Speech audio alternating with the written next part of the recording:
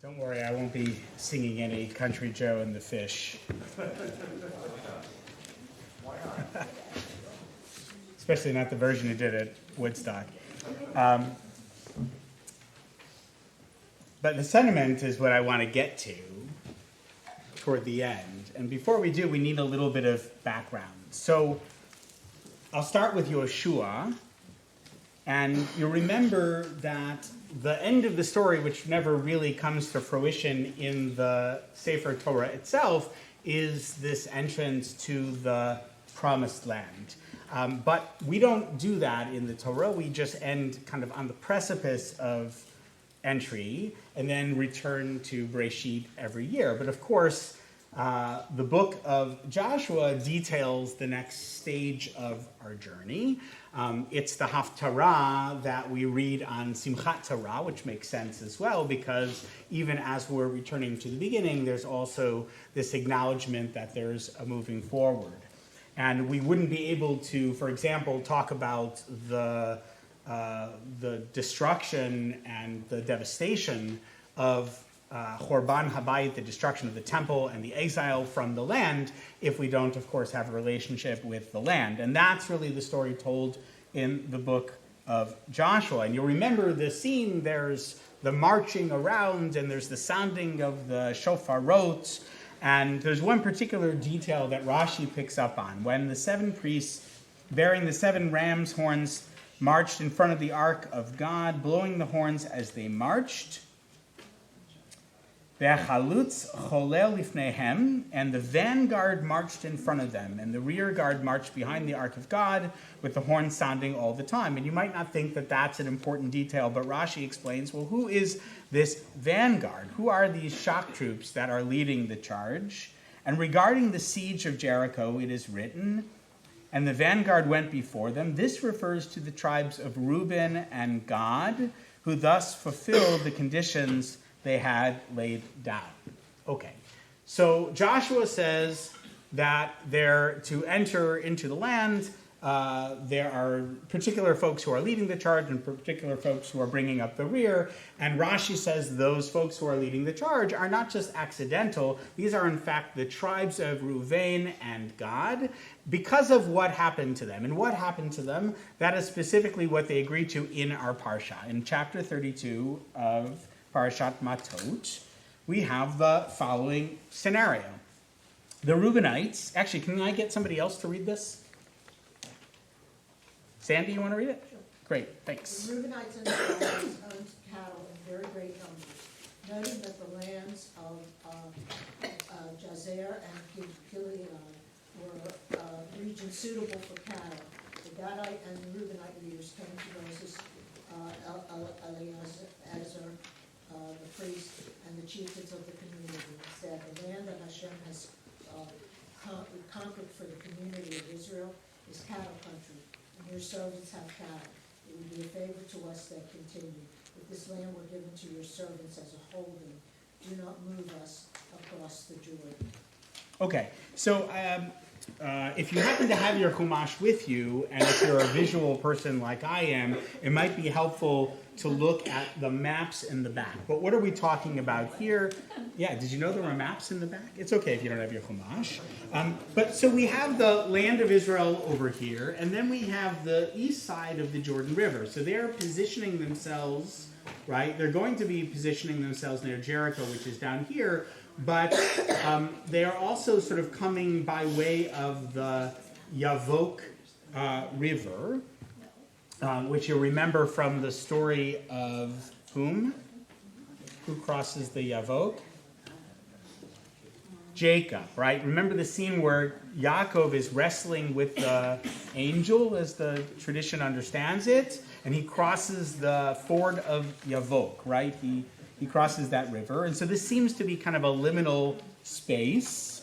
And what they're describing is there is this land to the north, right? Gilad and Yazer. That's this really good grazing land for cattle. And it seems that the other tribes have sheep, but these particular tribes also have cattle, and they're looking for good cattle, kind of ranching land, and they know that the hill country of Gilead is particularly good for that. And so they say, you know what? As much as we're excited about the land of Israel, we would really like to park ourselves here. And we'd like our tribal holdings to be here and not there. And how do you think Moses is going to react to this? Seriously? Right, so we're being sarcastic now. Not so well, right? Remember, like, the first part of the Parsha is all of this, like, what? You didn't kill the women too? Like, so this is not like nice Moses. This is like less nice Moses in this moment. And so Moses is not happy. But Moses is not happy for some very particular reasons. And why do you think that would be? What does this remind him of, do you think? Yeah, the spies, right? Like, haven't we been here before, guys? I mean, 38 years ago, there was a moment, right? We were there on the border of the Promised Land. And in that moment, what happened, right? In Wadi Eshkol at Kadesh Barnea, we sent out these meraglim to surveil the land. And they came back with this fallacious report. And the only two that did not were Kalev ben Yefuneh and Yoshua ben Nun, Caleb and Joshua.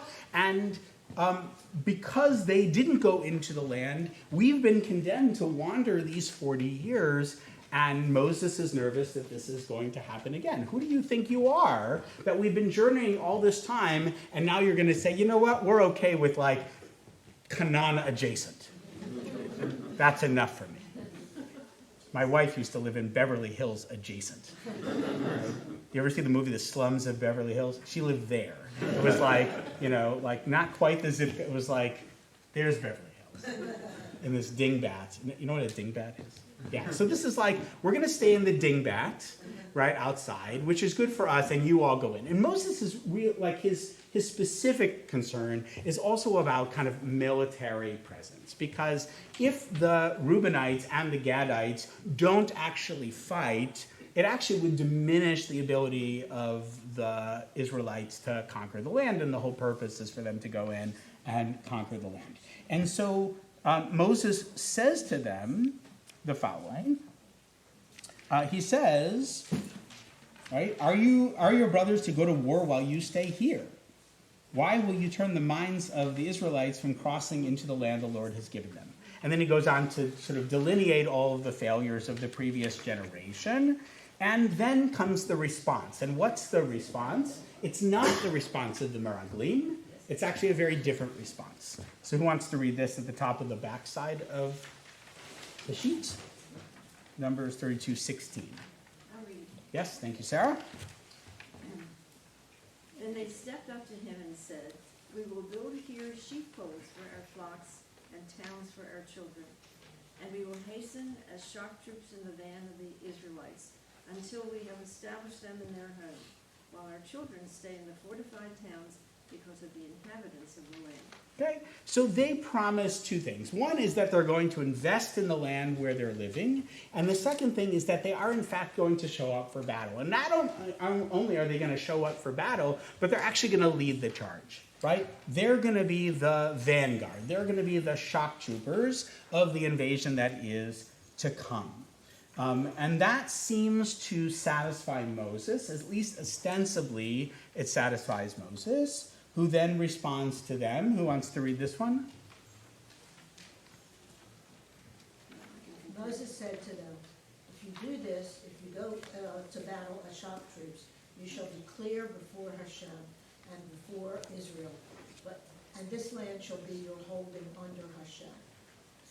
But if you do not do so, you will have sinned against God, and know that your sin will overtake you. Build towns for your children and the sheepfolds for your flocks, but do what you have promised." Okay. So Moses says, okay, listen, if you're really going to show up and you're really going to fulfill that commitment, then it's okay for you to stay here. And you can go ahead and do this kind of investment, and you can build for the flocks and for your families as well. But if you don't show up, it's really going to be a problem for you. And in fact, they do. And that's exactly what we have in Yoshua at the beginning of the sheet, right? When it comes time for the people to enter the land, it seems that they do in fact show up and lead the charge and fulfill their obligation. But there's something perhaps kind of subtextual going on here as well. Did anybody notice anything different between what the Gadites and the Reubenites say to Moshe and what Moshe says back to them? Okay. Yeah, what'd you notice? He puts the children first. Great. So Moshe reverses the order. And the Midrash notices this small difference in the text and says, this is actually what's really going on here. Yes, of course, Moshe wants to secure the military prowess of these particular tribes, right? 2 of the 12 tribes are substantial in order to do what they need to do militarily. But the question sort of underlying the text might also be, what is it that we're actually doing here, right? What are we actually fighting for? What's the whole point of doing this? And Moses seems to detect, according to the Midrash, that perhaps the Reubenites and the Gadites have their priorities kind of inverted. Perhaps they're not thinking about what it means to inherit a promised land in terms of Jewish values. And so this is what the Midrash says. Another interpretation of Kohelet 10:2, right? So this is a quote from Ecclesiastes. A wise man's heart is to his right, but a fool's heart is to his left. The Midrash says, a wise man's heart is to his right, that is Moshe.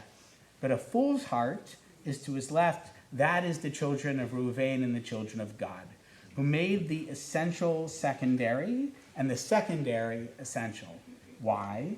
Because they love their possessions more than the human souls, right? More than their kids. And they said to Moshe, we will build here sheepfold for our flocks and towns for our children. Moshe said to them, this is nothing. Rather make the essential essential. First build towns for your children, and afterwards build sheepfolds for your flocks. So as we think about what it means to enter the land, and we kind of sit with all of the really difficult content of this week's Parsha, the triumphalism and the violence and all of that, right? Rather than trying to kind of explain that away or make us feel good about it, I think what I want to do is at least invite us to consider, what does it mean to actually move forward, right? It could mean, what does it mean individually to move forward? We position ourselves here in the 3 weeks, going into the 7 weeks of comfort and going into Rosh Hashanah Yom Kippur. In many ways, like this time of year is a time to begin to contemplate, who are we going to be in the coming year? It's hard to believe that the new year is almost upon us, but it's actually not that far from now, right? 2nd week, which means that we are, right, about 9 weeks away from Rosh Hashanah.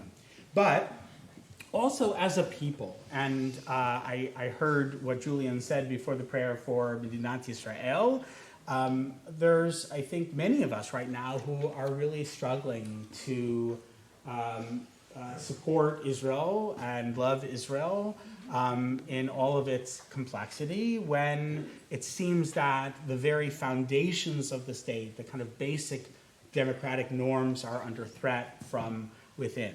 There's a warning here in the text, right, that, and we know this from our history, that yes, there are enemies who have come to defeat us, and we are not to blame for those who wish to destroy us. It is their fault, and those who hate us are the haters, and anti-Semitism is never the fault of Jews.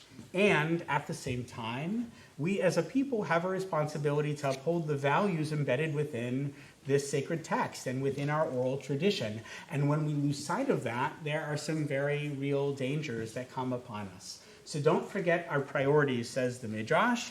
Make sure that you're foregrounding the things that are important and backgrounding the things that are less important. And perhaps then, no matter where we plant ourselves, on either side of the Jordan River or on either side of the Atlantic Ocean, we might actually deserve the inheritance which is coming to us.